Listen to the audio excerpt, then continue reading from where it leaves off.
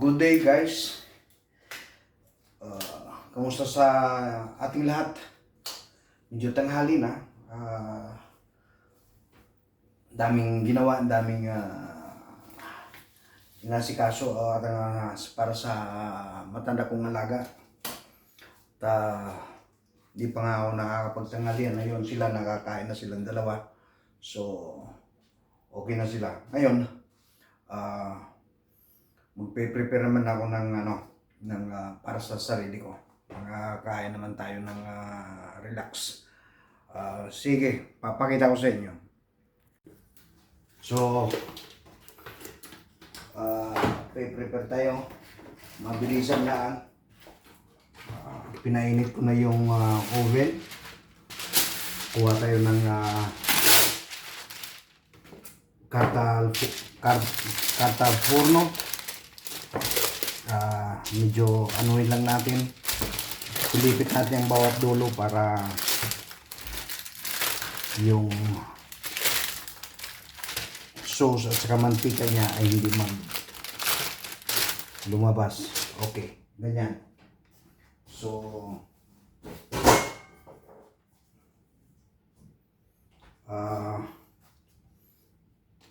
ito, may nabili akong urata kanina. Uy, na-disgrasya, buhay pa. Yan, urata. Kung makikita ninyo, ano ga? Tingnan natin nga, ilawan natin. Ayan. Lagyan natin ilaw. So, ayan, urata. Lalagyan lang natin ng asin. Simple lang.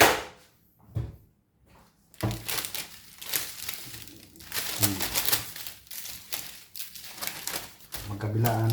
Kung lagyan din natin sa loob konti. Lagay natin ang pretsimulo at saka rosmarino sa tiyan. Ganyan.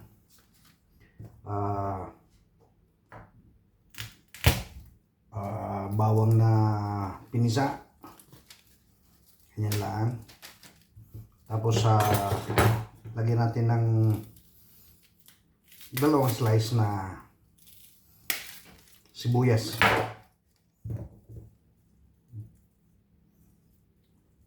Tapos ganyan.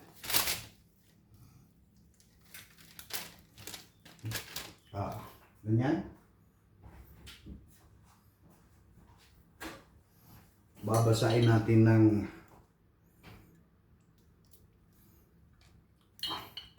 olive oil.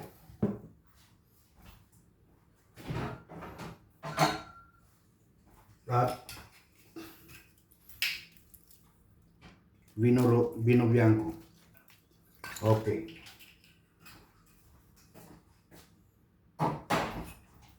Ngayon lang, may oven ay mainit na.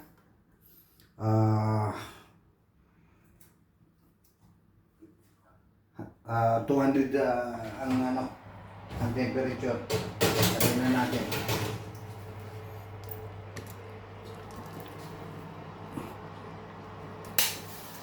Ngayon, yun na siya sa loob.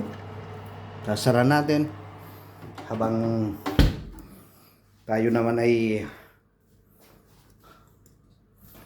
ay naghihintay na maluto.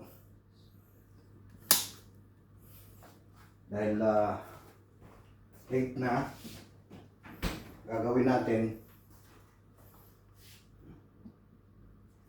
ay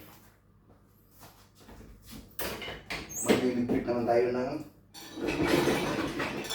pinagkainan at saka pinaglutuan ko kanina. So, may labas tubig din naman. Diretso na natin sa labas tubig. Ganyan. Yung kailangan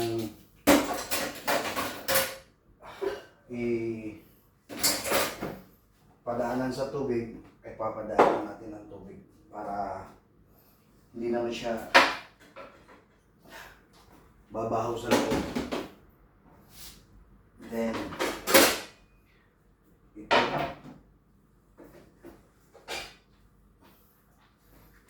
Ito. So,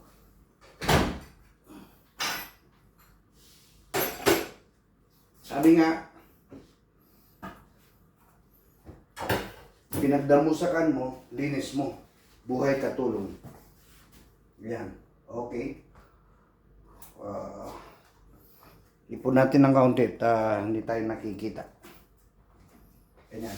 So, saan natin sisimulaan? Dito. Kuha tayo ng sponge. Tapos,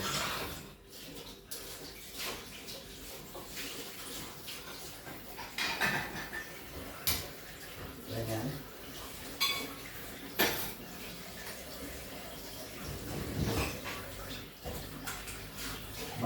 Mabilis lang naman to.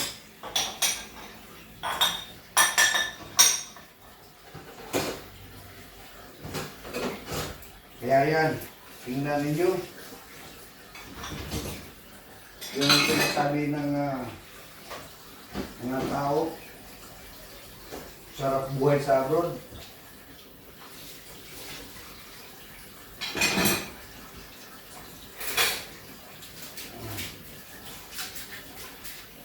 Makita ninyo kung ano ang buhay dito. Hindi sabihin na sa abroad kayo masarap ang buhay. Hindi rin namin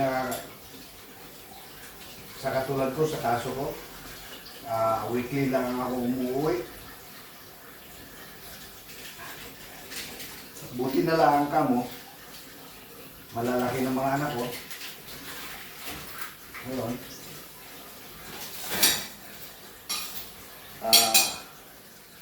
hindi na masyadong kailangan ng presence natin. Pero nung maliit pa sila, dumating sila dito, ayun, kailangan tayo lagi. Kaya nagtrabaho kami magkasama ni Mrs. Ron. Pero ngayon, ito,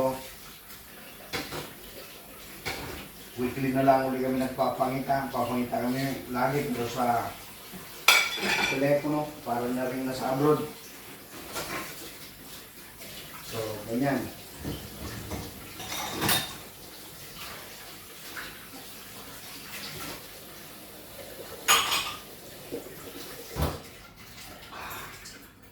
Pagpatuloy natin mamaya, no?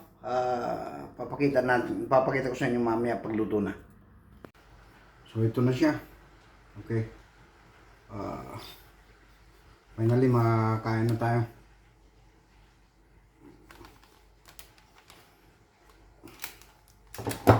Medyo tanghali na. At late na nga talaga. Kakain na tayo. Late na talaga. At mag-alas 3 na. Kaya gutom.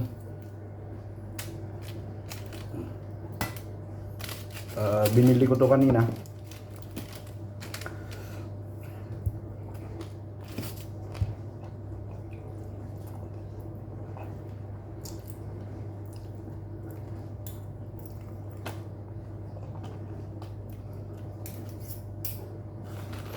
Ayun.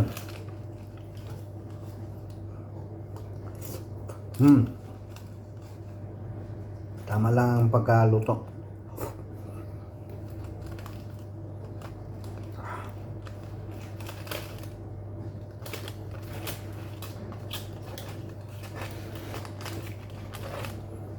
Okay.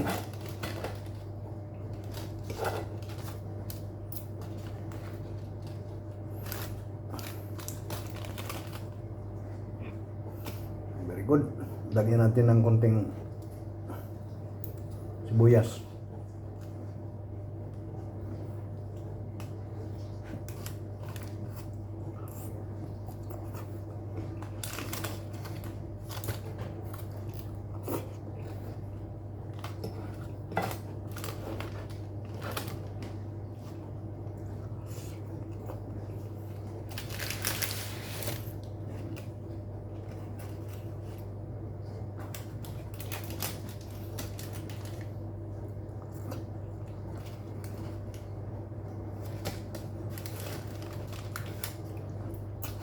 inuna kong mga dalawang matanda at ang makapagpahinga na sila, lalong-lalo ang matandang babae dahil kagabi ang matandang lalaki ay hindi naman nagpatulog ng gusto, kaya siguradong pagod at antok yung matandang babae. Kaya yun, pinauna ko na silang kumain. Pero bago kumain ang tanghaling ito ay katakot-takot na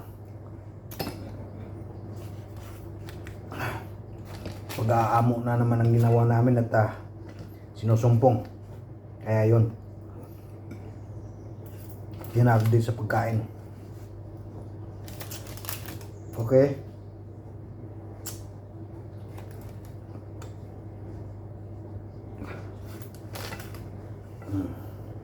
Ayan. So, ito.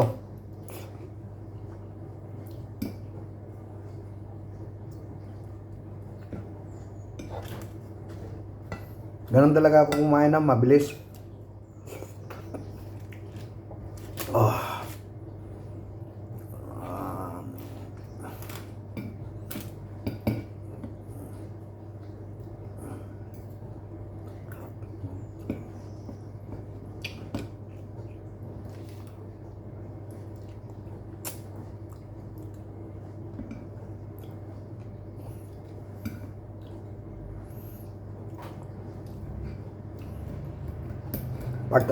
Part pa rin ito ng diet ko. Sa nakikita ninyo, no rice, no bread, wala ring pasta. Kaya gayon.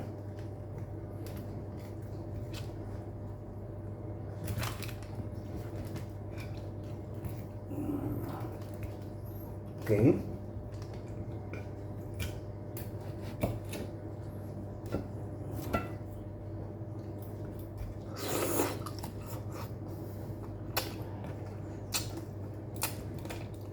Ito ang part ng isda na pinakamasarap, ulo.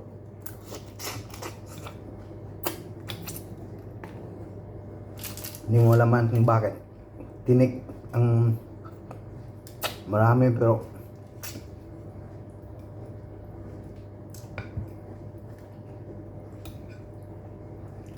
pag marunong kang sumipsip ng mga tinik, sarap. Very good. Okay. Tapos na.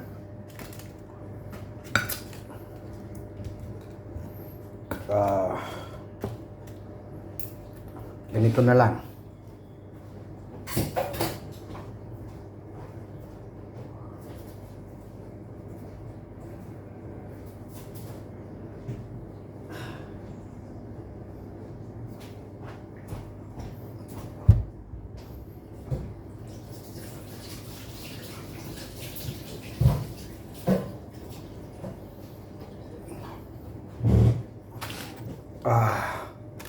Kumuha akong dalawang kamatis. Kakainin na natin ito ng ganito.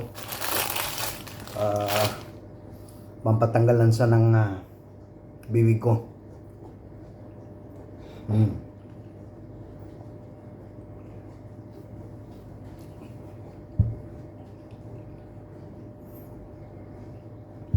Ayan.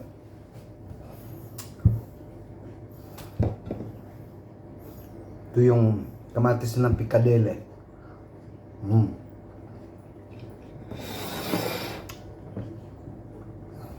Tapos, iinom tayo ng napakadaming tubig.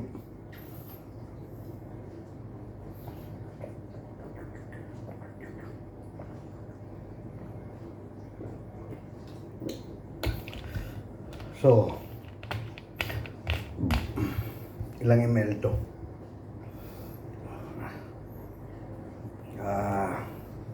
50.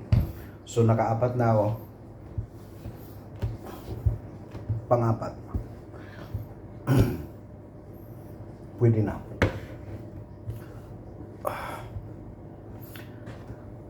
Salamat. At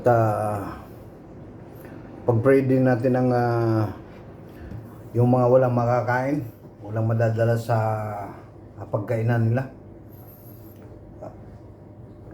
Sana naman ay sa mga susunod ay bibiyayaan din sila. Oh, bulol na. Okay. Salamat. Still, humihingi ako ng tulong ninyo. Please share, like, and subscribe. Thank you. Bye-bye.